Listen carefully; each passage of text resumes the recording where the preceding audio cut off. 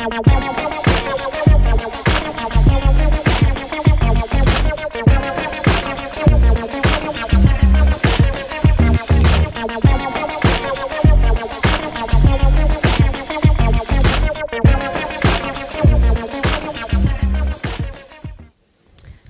à tous. Je suis ravie de venir vous faire aujourd'hui un petit retour d'expérience sur comment on gère des gros clients au sein de notre agence, comment on travaille sur des projets WordPress pour des gros clients. Pour me présenter très rapidement, je suis Émilie Lebrun, donc je suis la directrice fondatrice de l'agence Foodonit, donc une agence spécialisée en site WordPress. On a lancé notre agence en 2009. En parallèle de l'agence, j'ai fondé l'association VP Next, qui est donc une association qui a pour but la professionnalisation des métiers sur WordPress. Et j'anime également un blog dédié à l'actualité professionnelle autour de WordPress. Donc vous pouvez voir, je répète beaucoup le mot WordPress.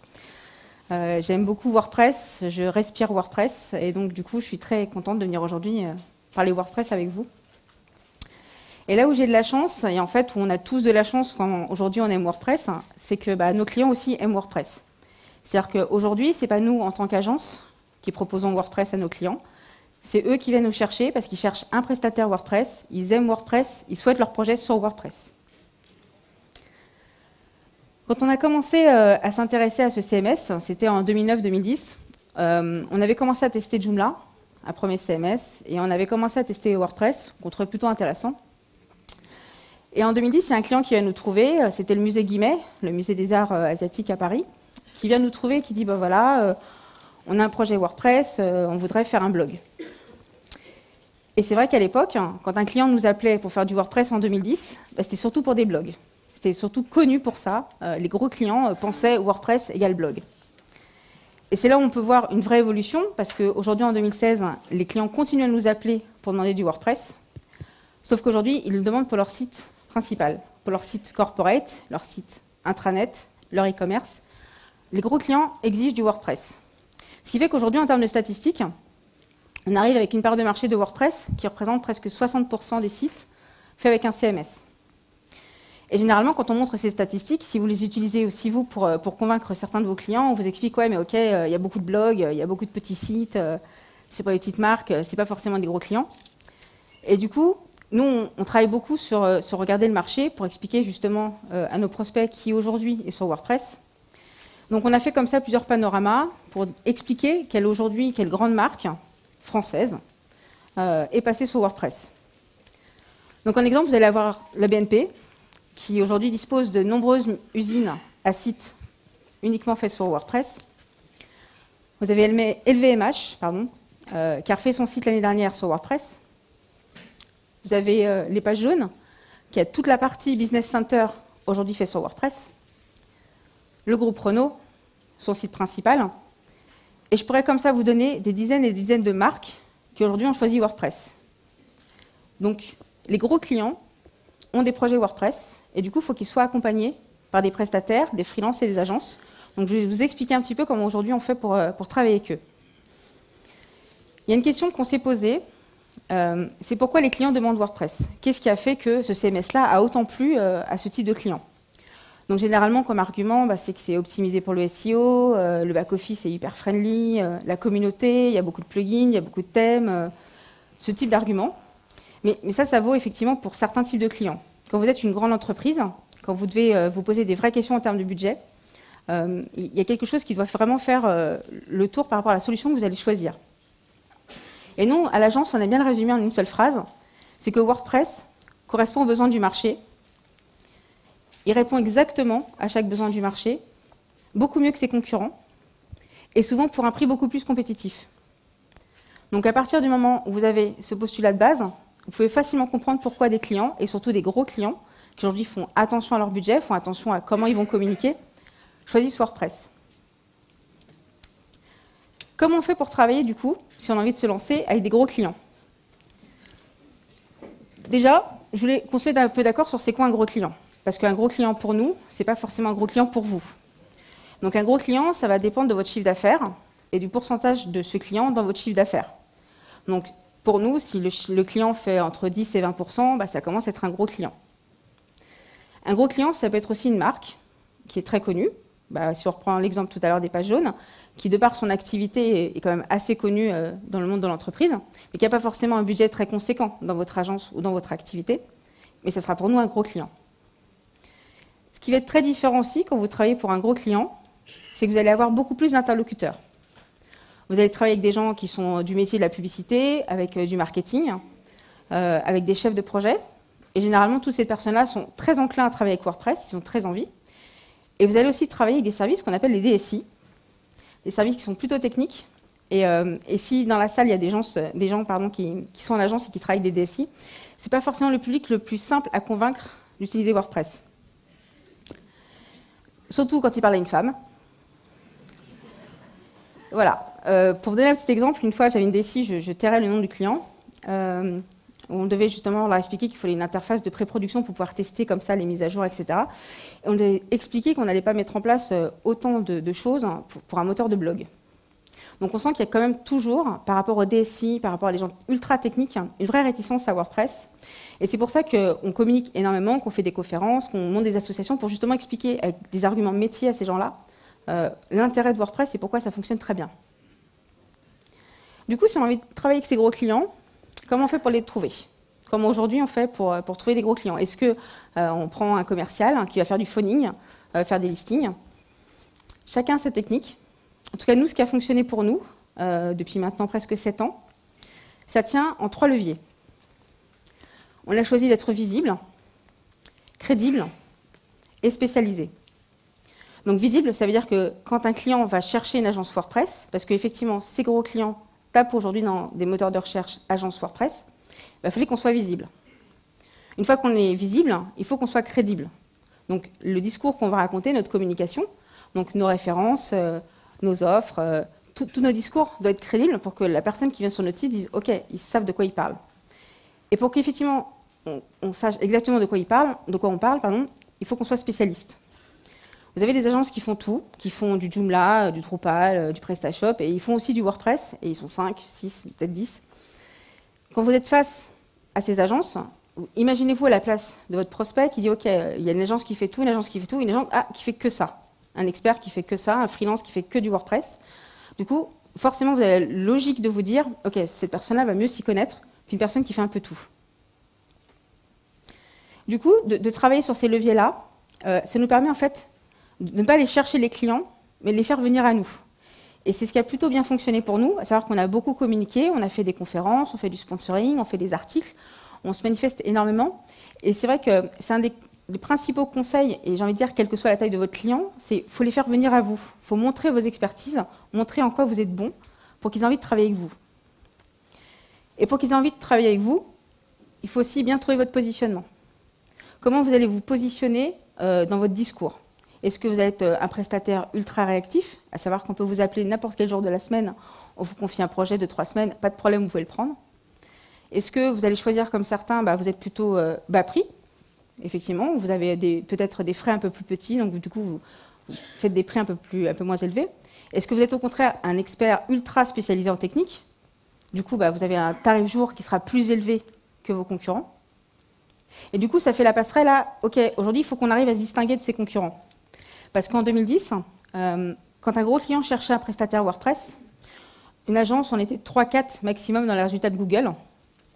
Aujourd'hui, si vous faites la même recherche, on est des dizaines et des dizaines.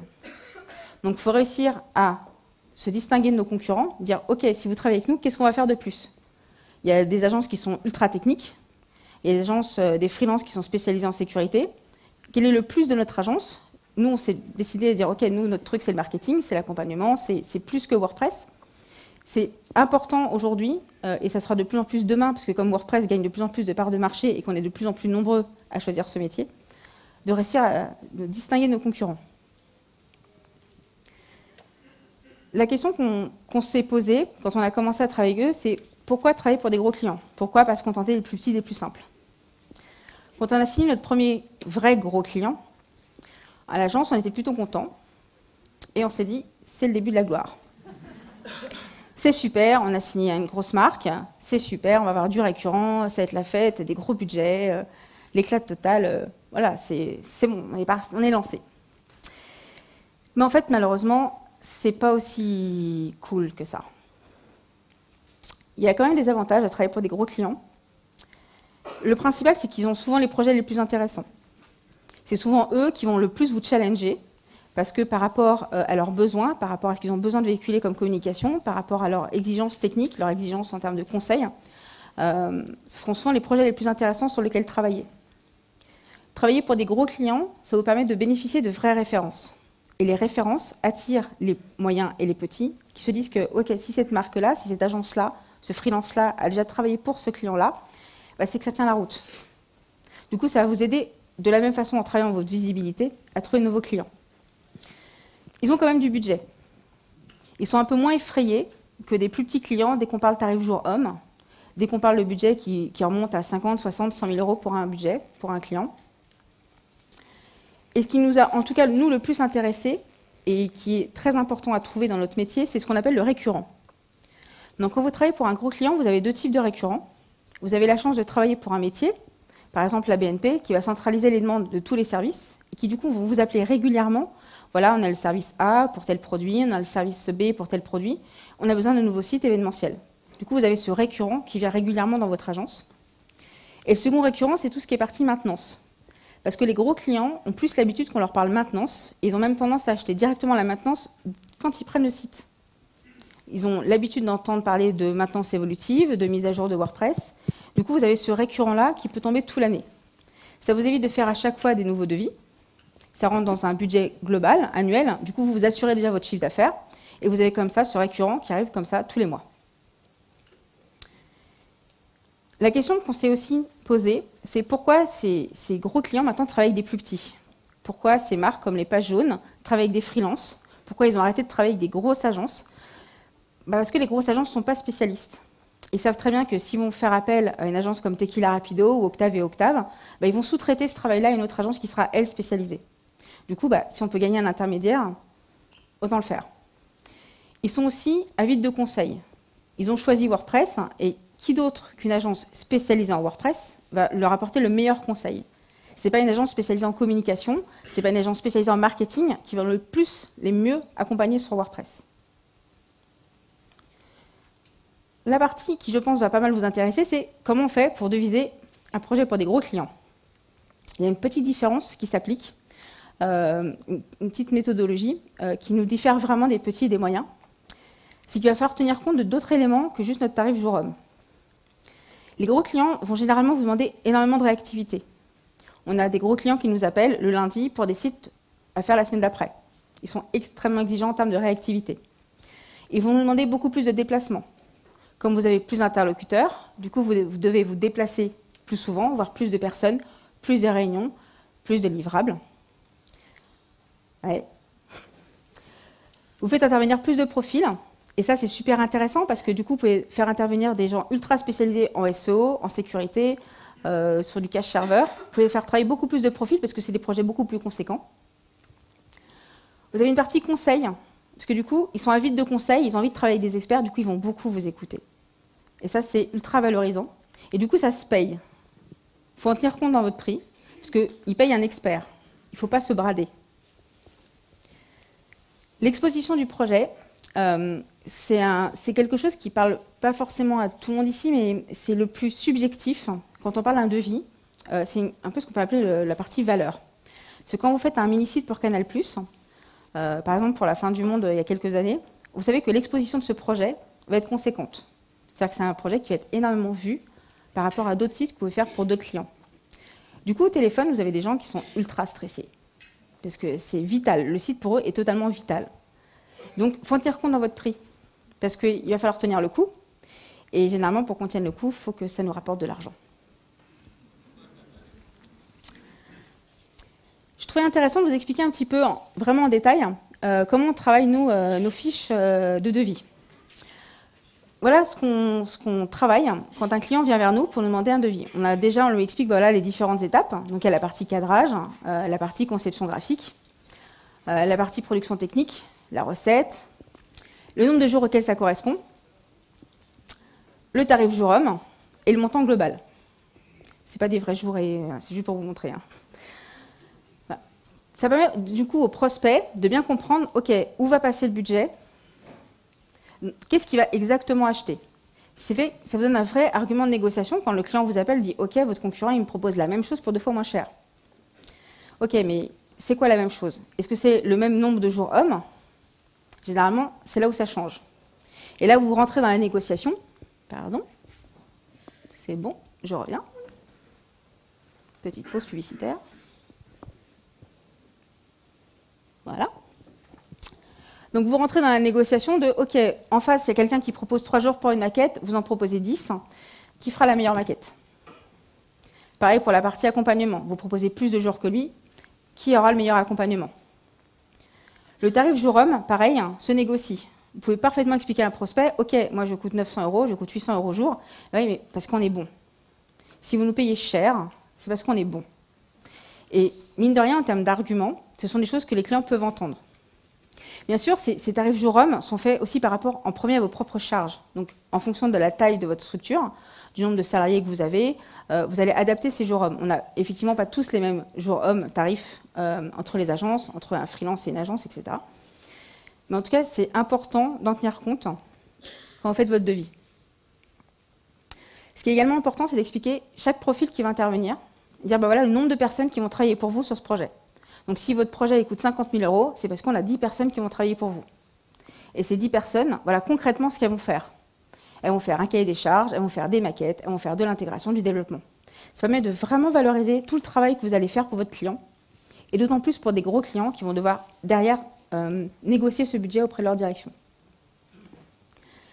Ce qui est aussi ultra important pour nous, si je continue, on va faire comme ça, décidément, la technique, voilà, c'est être précis sur qu'est-ce qu'on vend.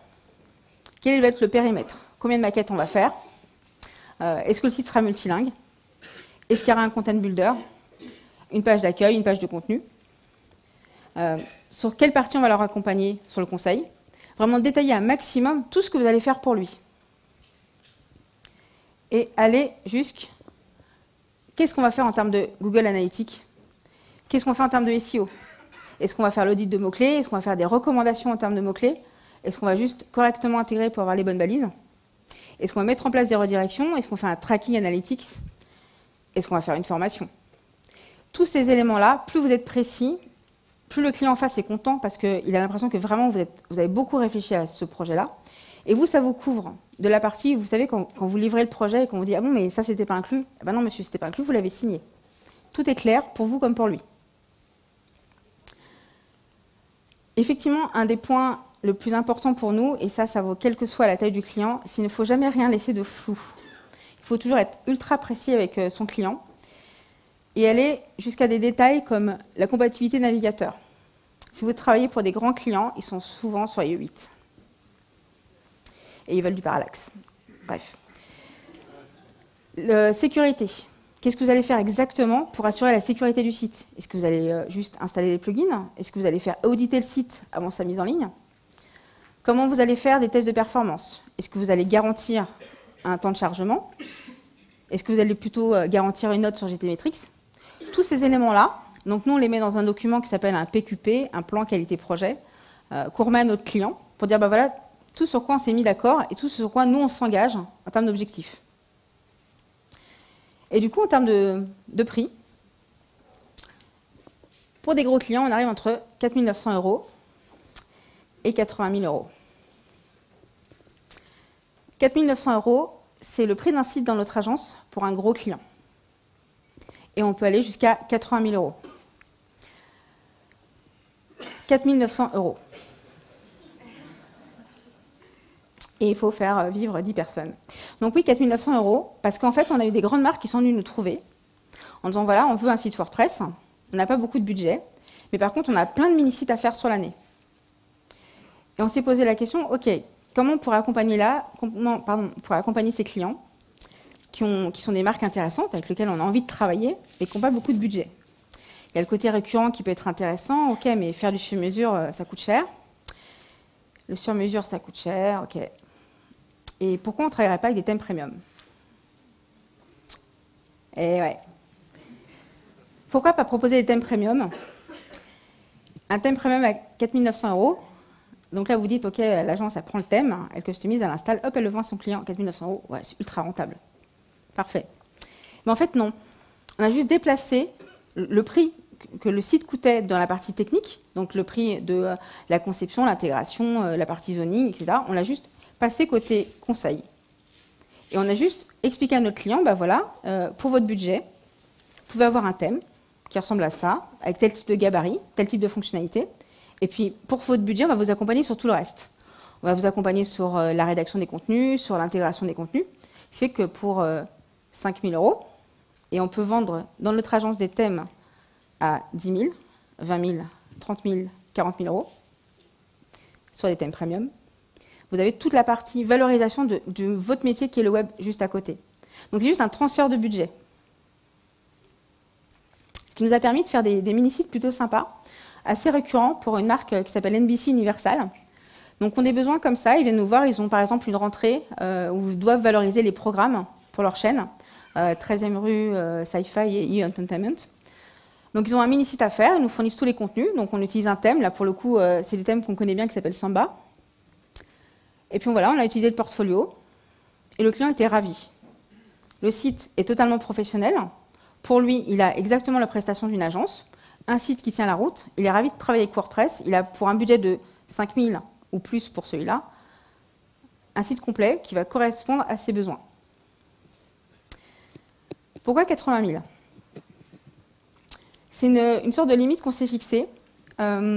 Pour deux raisons. La première, c'est la part que va prendre votre client dans votre chiffre d'affaires. Parce que si vous avez un chiffre d'affaires de 600, 700 000, 800 000, 80 000, effectivement, comment ça se dilue dans votre chiffre d'affaires? À quel point ce client va prendre du poids? Si ce client-là prend trop de poids dans votre chiffre d'affaires, dès qu'il va commencer à être un petit peu trop exigeant et que vous allez vous dire « Ok, j'aimerais bien un petit peu m'en débarrasser bah, », vous ne pouvez pas. Il prend trop de place dans votre chiffre d'affaires. 80 000, c'est aussi par rapport à un nombre de jours hommes que ça correspond. Dans notre agence, on est 8 personnes, on a des plannings assez bouqués. Si on doit travailler pendant des semaines et des mois sur un seul et unique projet, on perd de notre réactivité. Donc effectivement, il y a le plan B, bah, à ce moment-là, on ne peut pas prendre le projet, on peut travailler avec des freelances qu'on connaît très bien, sauf que les très bons freelances WordPress, ils sont tous débordés. Du coup, on ne peut absolument pas garantir une réactivité. Donc on s'est un peu fixé comme limite, une sorte de plafond, dire ok, on ne va pas aller trop loin non plus dans les budgets, parce qu'on sait qu'on a besoin de garder cette souplesse-là. Et garder de la souplesse, faire attention à ses budgets, c'est surtout s'assurer de sa rentabilité. Et encore une fois, ça vaut quelle que soit la taille de votre client. Pensez en premier à votre rentabilité. Donc, que le temps passé sur le projet correspond à ce qui a été vendu. Pour vous donner un exemple, au départ, quand on se rendait compte au moment du cahier des charges qu'il faudrait un gabarit en plus, une maquette en plus, etc., on se dit bon, le client a un bon devis, c'est un client connu, allez, on va lui faire sa maquette. Ça nous prendra un peu plus de temps, mais bon, on va le faire. Et comme ça, il sera content.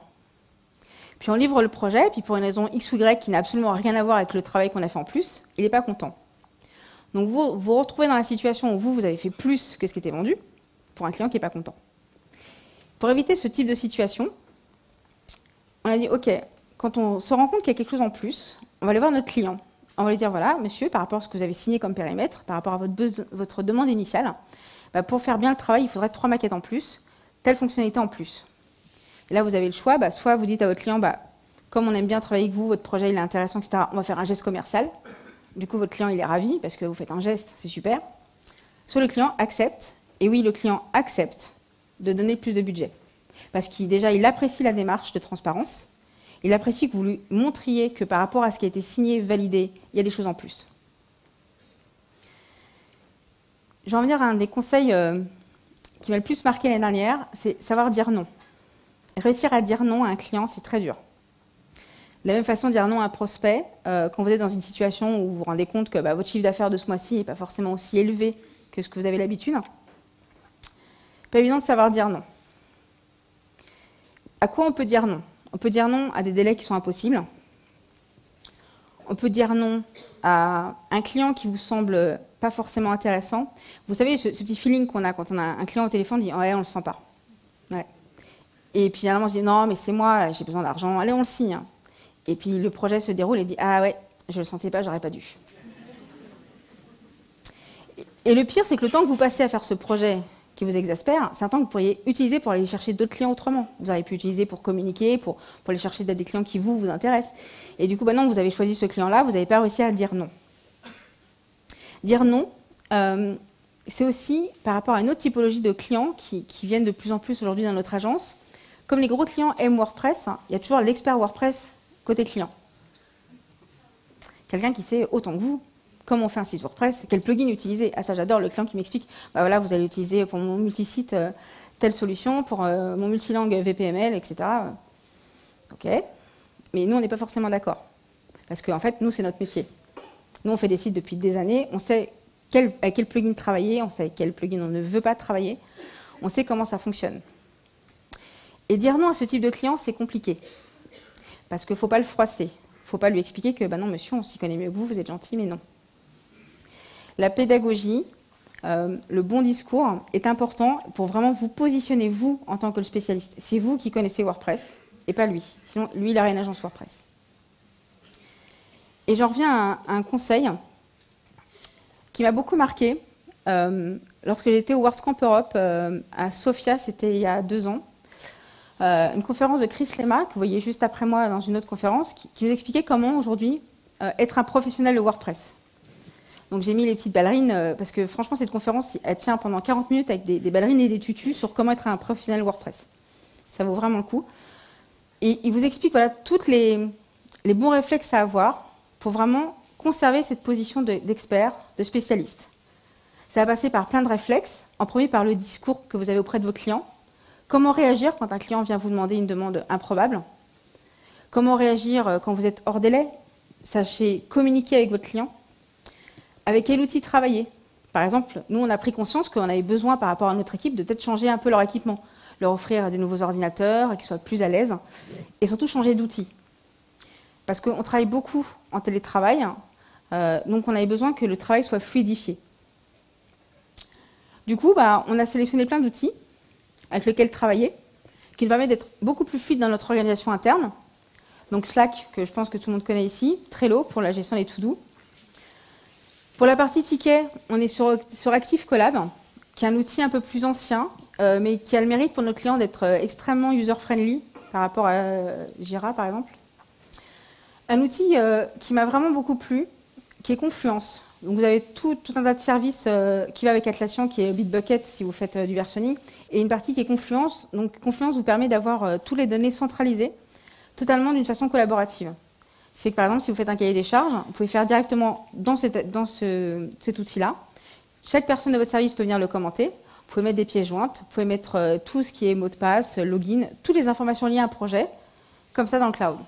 Comme ça, où vous êtes dans le monde, du coup, moi, dès que je suis en WordCamp, je peux toujours travailler sur n'importe quel projet de mes clients. Les gros clients aiment bien aussi l'effet waouh, le fameux effet waouh. Pour faire des petits effets waouh, il y a un outil qui s'appelle InVision. Je ne sais pas si vous connaissez, ça vous permet de faire des maquettes un peu dynamiques. Donc au lieu de présenter vos maquettes ou vos zonings d'une façon statique, juste voilà à quoi ça ressemble, vous pouvez faire des maquettes animées. Donc déjà ça, le client il aime bien, il arrive un peu mieux se projeter dans le projet. Et il y a une autre partie qui est plutôt pratique, c'est pour les retours clients. C'est-à-dire au lieu qu'il vous envoie des mails de 3 km de long en vous expliquant ce qui lui plaît ou ce qui lui plaît pas, directement à partir d'InVision, il peut cliquer et dire voilà, ça, cette couleur-là, j'aime pas, ça, ce menu-là, il faut le changer. Vous avez tous les commentaires directement sur votre maquette. Et comme c'est totalement en ligne, vous le transmettez directement à votre directeur artistique. Vous gagnez beaucoup de temps. Pour gagner du temps, il y a ce qu'on appelle la méthodologie. Le métier passionnant de chef de projet. Pour bien gérer un projet, quelle que soit la taille du client, et surtout quand on a des gros clients avec beaucoup d'interlocuteurs, il faut toujours adapter la méthodologie de son projet par rapport à ce que vous avez vendu. Nous, en interne, on ne va pas avoir la même méthodologie de projet si on vend un site avec un thème que si on vend un site sur mesure. Et pour expliquer tout ça à notre client, dans notre devis, on a toute cette explication-là qui dit voilà, quelles vont être les différentes étapes, comment on va travailler ensemble sur ce projet. L'étape numéro 1, le cadrage et les besoins. En gros, on va spécifier quels sont les besoins fonctionnels, les besoins graphiques, comment ça va se passer en termes de planning. Quels seront les process de mise en ligne? Parce que quand vous travaillez pour des gros clients, les process de mise en ligne sont très différents. Vous allez par exemple pas pouvoir vous-même mettre en ligne directement les fichiers. Vous allez travailler avec un service technique, peut-être utiliser un Git. Plein de choses comme ça qu'il faut envisager dès le début du projet. Vous allez aussi parler avec eux planning. Un conseil, je sais que ça peut être vraiment parfois rébarbatif, mettez toujours à jour vos plannings, surtout quand c'est côté client. Parce qu'on a tendance à pas toujours le faire, pas toujours être rigoureux. On se dit non mais c'est pas grave, le client il le sait que c'est de sa faute, donc c'est pas grave. Mais en fait, à la fin du projet, le client il oublie que parfois c'est de sa faute. Et si vous livrez avec 1 semaine, 2 semaines, 3 semaines de retard, ça devient votre faute. Pour ces différents éléments, donc, je vous ai parlé tout à l'heure d'un plan qualité projet. Donc, c'est un document qu'on remet à notre client qui reprend ces différentes informations. Vous avez les roadmaps qui va indiquer qui va travailler quand sur quoi, qui a telle responsabilité. Vous allez avoir tout ce qui est réunion et les comptes rendus. Quel beau métier, la gestion de projet. L'étape d'après, ça va être vraiment toute la partie conception fonctionnelle. Donc là, c'est le moment où on dit, comment on va réaliser le site, quel thème on va sélectionner, quel plugin on va utiliser, le nombre de gabarits. Donc par exemple, là, si j'utilise un thème premium, quels sont les gabarits du thème premium que je vais récupérer. Vous allez pouvoir aussi dire sur quelle maquette vous allez travailler. Donc par exemple, sur un thème premium, on va faire, exemple, juste une page d'accueil et une page d'intérieur type. Donc, ce qu'on va livrer à notre client, on va lui dire, voilà, quand on en sera là dans notre travail, on va vous livrer les maquettes et les spécifications fonctionnelles pour juste expliquer voilà, comment va fonctionner le site. L'étape d'après, où le client intervient beaucoup moins, c'est la partie réalisation technique. Donc là, où le développeur et l'intégrateur travaillent pour finaliser le site. Et la dernière étape, qui est la partie formation et recettes. La recette du client est souvent la partie la plus périlleuse. Parce que déjà, il faut lui expliquer en quoi consiste la recette. Comment il va recetter le site. Est-ce qu'il commence par le front? Est-ce qu'il commence par le back? Est-ce qu'il fait les deux en même temps? Donc on avait testé comme ça de livrer des cahiers de recettes qui nous prennent un temps fou de faire le nombre de cas possibles et inimaginables. Et au final, une bonne recette client passe souvent par une bonne pédagogie. Donc déjà, un premier rendez-vous client pour dire, voilà, on vous livre le site. Voilà comment il fonctionne. Testez en premier le back-office, que tout remonte bien en front-office. Et puis après, regardez l'affichage. Et puis vous allez nous faire des tickets par device. Donc, Internet Explorer, sur un desktop ou sur mobile, telle version de mobile. La partie formation, avec la rédaction éventuellement d'un guide d'utilisation. Et la partie mise en ligne, où on livre le site final. Mais la mise en ligne, ce n'est pas la dernière partie du projet. Parce que quand on travaille sur WordPress, il y a énormément de mises à jour. Et plus vous allez vendre des sites, plus vous allez faire des sites, plus il faudra les mettre à jour et les suivre. Donc vous avez déjà toute cette partie-là, correctif, préventif. Donc il y a une faille de sécurité qui est annoncée, du coup il faut mettre à jour vos 10, 20, 30, 50, 80 sites. Et vous avez aussi la partie évolutive. Ouais, parce qu'au début, je vous ai parlé du récurrent. Du coup, les clients, ils veulent un nouveau formulaire, etc. La gestion de ce double workflow est le plus complexe, en tout cas en interne. Et pour être honnête, on n'a pas encore trouvé la parfaite recette pour que ça fonctionne. On a testé de dire, certains jours, on fait que de la maintenance et certains jours, on fait du projet. Ouais, mais du coup, vous avez votre intégrateur, votre DevFront qui est lancé, il travaille un jour, 2 jours, il doit s'arrêter parce qu'il faut qu'il fasse de la maintenance. Il fait du ticket toute la journée. Ça ne fonctionnait pas forcément très bien. En plus, en termes de fluidité, ça veut dire que on expliquait à notre client, désolé, vous avez passé votre tour, il faut attendre la semaine d'après. Maintenant, la semaine d'après, c'est déjà complet. Bref, ça ne fonctionnait pas forcément très bien. On a testé autrement, et dire que chaque jour, il y a un temps dédié à la journée pour traiter les tickets. Donc, admettons, tous les matins, votre DevBack, il va traiter tant de tickets de 10h à midi, par exemple. Du coup, il a beaucoup moins de temps dans sa journée pour traiter les projets. Il n'y a pas aujourd'hui, en tout cas pour nous, de recette miracle par rapport à ça.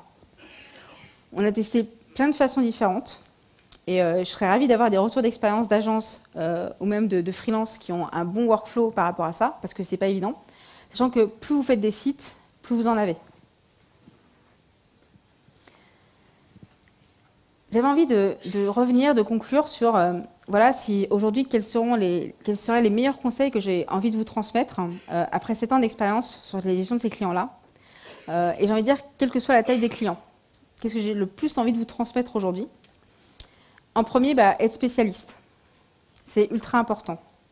Et à la limite, vous pouvez même encore plus vous spécialiser que juste être expert WordPress. Vous pouvez être expert WordPress sécurité, expert SEO. Je pense que vous connaissez tous des gens comme Julio Potier ou Daniel Roch, qui sont des gens très demandés. Plus vous êtes spécialisé, plus vous allez être demandé. Être professionnel, c'est vraiment un des points les plus importants. C'est vous qui devez maîtriser ce que vous vendez. C'est vous qui devez maîtriser ce que vous faites. Et pas votre client. Vous devez rester vraiment maître de ce qui se passe. Et pour ça, il faut être ultra précis. Ne faites pas des devis en disant, bah voilà, votre site, j'ai regardé, j'ai compris, bon, en gros, il y en a pour 3 000 €. Ça ne veut rien dire. 3 000 €, mais pourquoi? Dans quoi vont passer ces 3 000 €? Soyez précis, soyez clair, qu'est-ce que vous vendez? Le nombre de jours, à quoi ça correspond? Que ce que va, au final, acheter le client. Être organisé. Ça peut paraître un peu rébarbatif, hein, et quelle que soit sa structure, même si on est tout seul, c'est important d'être organisé.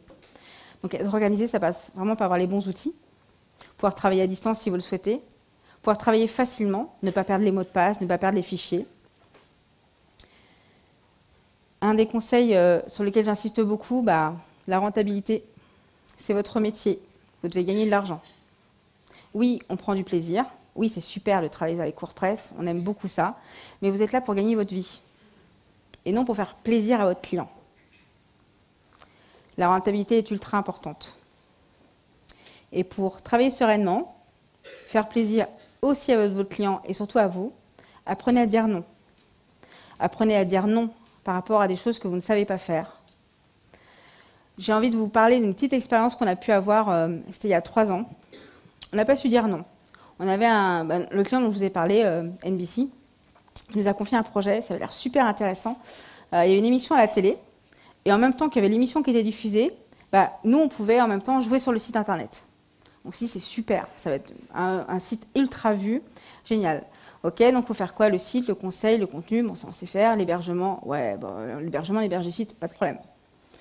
Bon, on avait un peu de doute quand même, on s'est dit, bon, l'émission va être diffusée à la télé. Bon, on va prendre quelqu'un qui a l'air à peu près de s'y connaître en hébergement, on le connaît bien, on bosse déjà un peu avec lui, on va bosser avec lui. Et puis le client nous dit, ça va être une super idée, vous allez venir dans nos bureaux le jour de la diffusion de l'émission. Génial, ouais, super. Donc on a été tout contents avec nos ordinateurs et tout, l'émission commence. On avait un système avec 8 serveurs à peu près.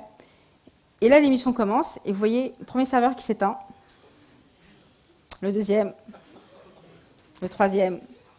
Et là, vous voyez votre client qui commence à faire des tours comme ça dans la pièce. Votre freelance qui est avec vous, qui est blanc comme un linge. Et là, vous dites, on est mal, on est mal. Non, mais c'est bon, ça va continuer à tenir. Et on commence, il y a le Facebook à côté, on commence à se faire insulter. Quelle est l'agence qui a fait ce site qui ne fonctionne pas du tout? Et là, on est mal. Le 4e serveur tombe, le 5e, le 6e, et ils sont tous tombés. Et là, vous prenez une claque monumentale. Et ok, j'aurais dû dire non. J'aurais dû dire, ok, faire votre site, je sais faire. Je peux vous accompagner là-dessus, pas de problème. Par contre, ce type d'hébergement, on ne l'a jamais fait. Et soit vous connaissez quelqu'un qui est ultra spécialiste et qui saura faire, soit nous, on ne pourra pas vous accompagner là-dessus. Et ce qui est marrant, c'est que ce client-là, on ne l'a pas perdu pour autant. Comme quoi, savoir être professionnel, c'est savoir aussi reconnaître et dire à son client, effectivement, on n'aurait pas dû dire oui. Mais vous savez du coup sur quoi vous pouvez nous interroger, sur quoi on est bon. Merci.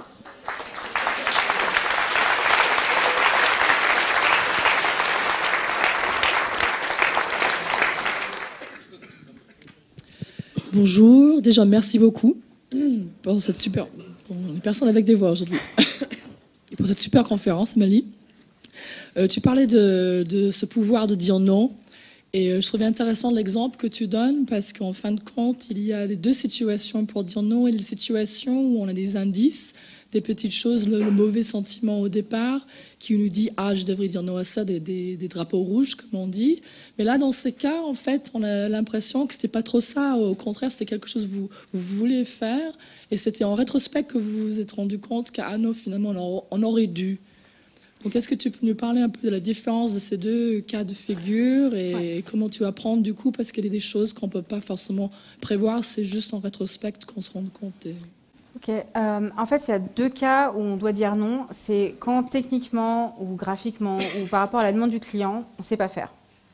Ou alors que ça dépasse une compétence, ça dépasse une expertise qu'on a déjà réalisée. Si je prends l'exemple d'un site qu'on a fait l'année dernière, qui était le site de TéléZ, au départ, sur le papier, on sait faire. C'est un site WordPress, pas de problème. Sauf que dedans, il y avait ce qu'on appelle une grille de programme. Et quand on a commencé un petit peu à regarder comment allait fonctionner cette grille de programme, comment on allait comme ça faire dans la base de données, on s'est rendu compte à ce moment-là qu'effectivement, techniquement, on ne savait pas faire. Et effectivement, dès que vous voyez dans la demande de votre client quelque chose que vous ne savez pas faire ou que vous n'avez jamais expérimenté, il faut savoir dire non. Ou alors savoir trouver la bonne personne pour vous accompagner. Et ça, c'est ultra objectif, c'est ultra factuel, vous savez que ça, techniquement, vous ne savez pas faire.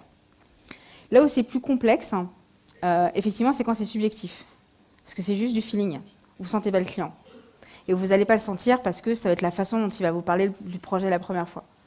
Mais on a cette petite voix en nous, je pense que tout le monde ici l'a déjà un jour entendu, c'est vous savez qu'il ne faut pas le prendre. Voilà. Et effectivement, c'est deux cas très différents.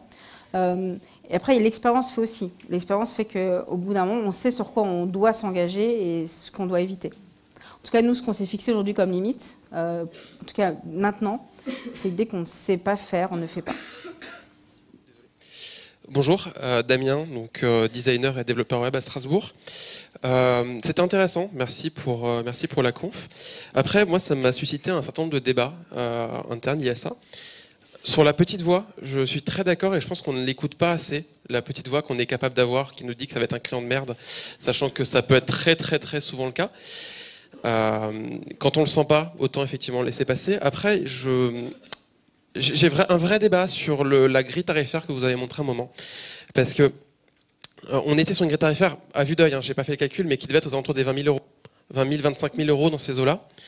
Et en fait, quand notre cœur de métier, c'est de faire du WordPress, que ce soit du design, de l'inté ou du dev, avoir l'intégration HTML qui se limite à 2 jours sur un budget de 20 25 000 euros, ça veut dire que même à 20 25 000, 30 000 euros, on est sur du thème premium. Et moi, ça me pose un vrai problème éthique. Parce que derrière, ça veut dire qu'on accepte de prendre le travail de personnes qui font souvent ça. Alors, il y en a qui industrialisent ça et qui le font, et c'est très bien pour eux. Mais très souvent, c'est quand même des personnes qui vendent ça très très peu cher, qui se font très peu de marge, qui y passent beaucoup de temps pour finalement être dans une précarité. Et ce genre de pratique, moi, éthiquement, ça me dérange. Parce qu'effectivement, on est dans une précarisation de nos emplois. On dit souvent que les métiers de développeurs, on en a beaucoup aujourd'hui, qu'il y a une très grosse recherche, sauf qu'en pratique, ce genre de choses-là, ce genre de comportement qu'on peut avoir dans les agences, c'est ce qui casse la montée de freelance aujourd'hui en France. C'est ce qui casse la montée de talents qui aimeraient se développer, qui peuvent se développer. Aujourd'hui, j'ai plus à me plaindre, j'ai ma base clientèle et à côté de mon salariat, j'étais freelance pendant 6 ans et à côté de mon salariat, je me débrouille très bien. Mais quand je vois des talents qui ont 21, 22 ans aujourd'hui, qui manquent de peau, n'arrivent pas à avoir de clients parce que il faut quand même qu'ils payent leur loyer, ils sont plus forcément chez leurs parents. On parlait de famille à charge avant. D'ailleurs, merci pour le mea culpa s'il est présent dans la salle sur la phrase sexiste. Mais y a un vrai problème éthique à prendre ces thèmes payants-là et surtout à les faire financer entre 30 000 et peut-être jusqu'à 80 000 euros. Donc je voulais savoir justement comment est-ce que vous pouviez accepter de vendre ça à un client et éthiquement comment vous pouvez accepter d'avoir des développeurs dans une cave. Voilà. Ok.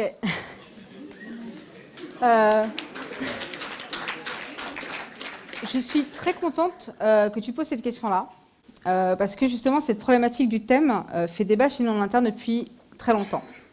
Alors déjà, pour reprendre le développeur qui travaille dans une cave, nous, on achète des thèmes premium qui sont vendus par des sites qui sont, je pense, plutôt rentables. Je pense qu'Envato vit très bien.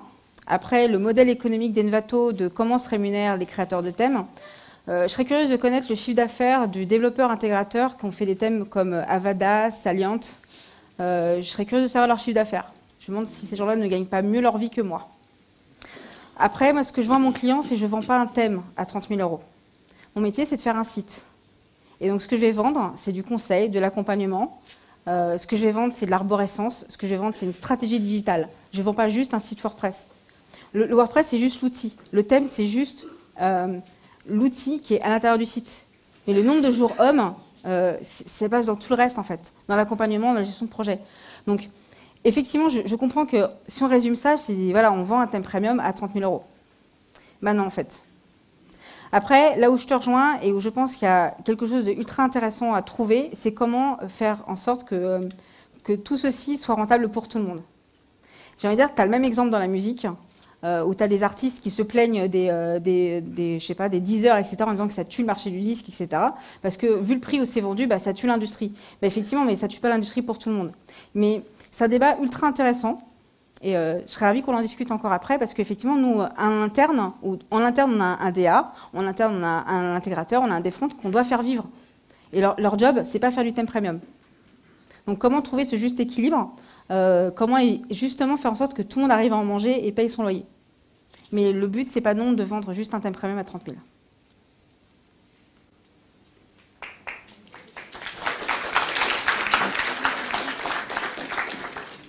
Bonjour.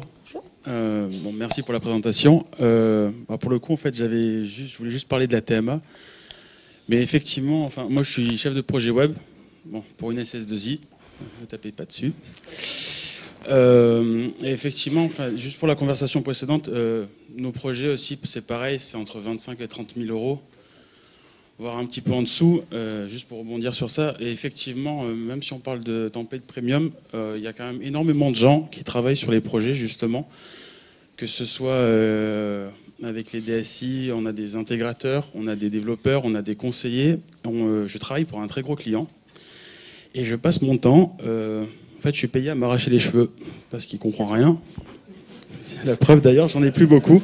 Et effectivement, dans un projet où effectivement on parle de développement, tout ça, on passe plus notre temps à conseiller et à essayer de se sortir de la merde pour arriver à mettre un projet en ligne. Donc effectivement, pour moi, en fait, c'est largement justifié. Et effectivement, même s'il y a des gens qui développent des templates premium, j'en utilise pas.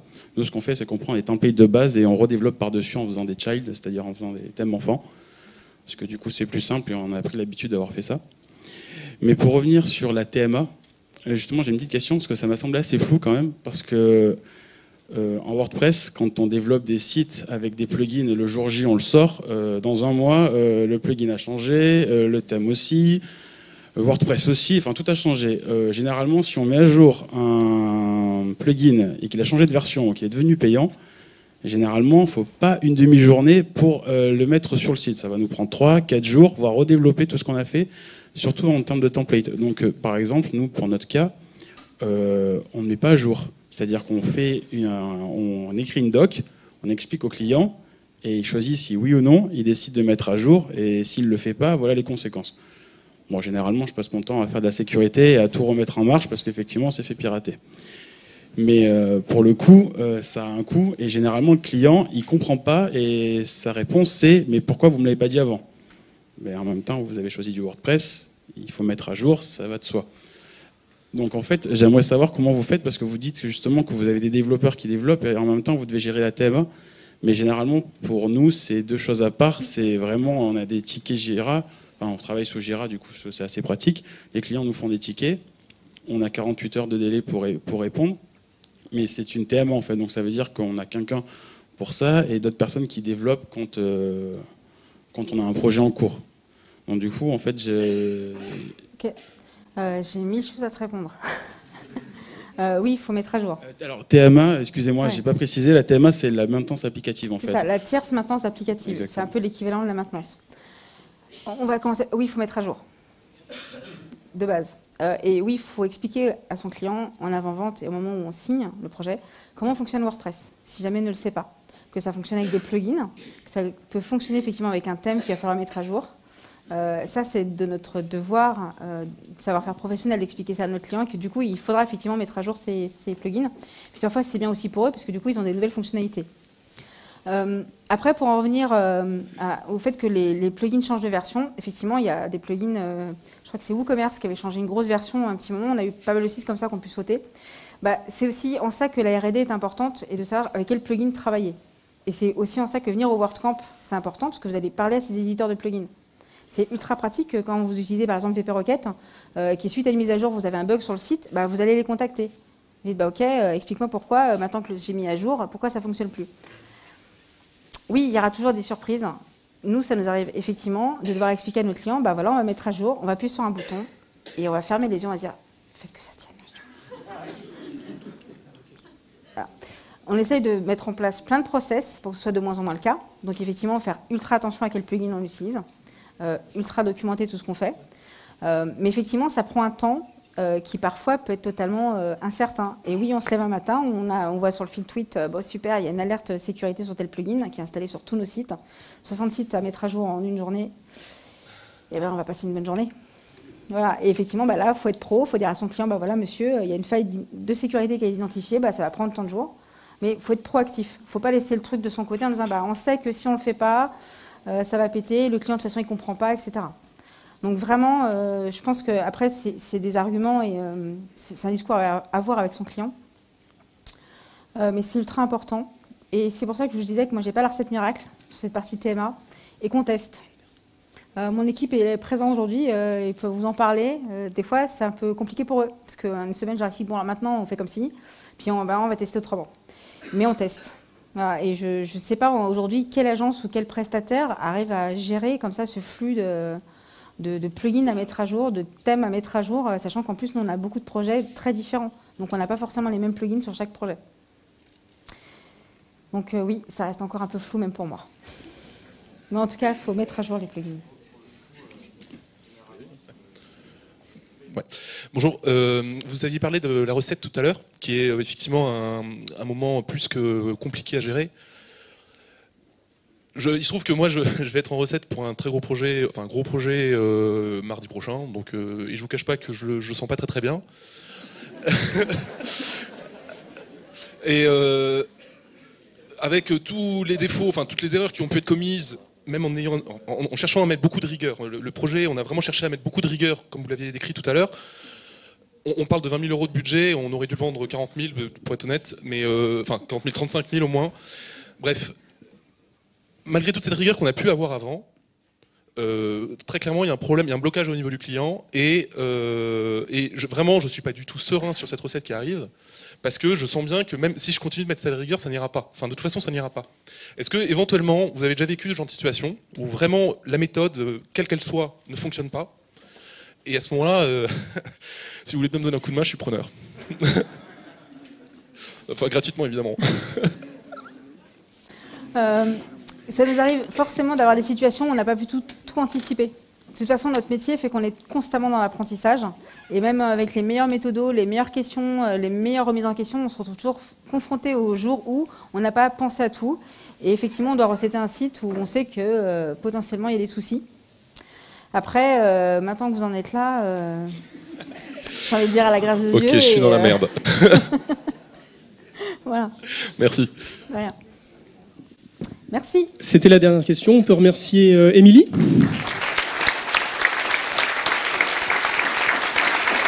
Merci beaucoup.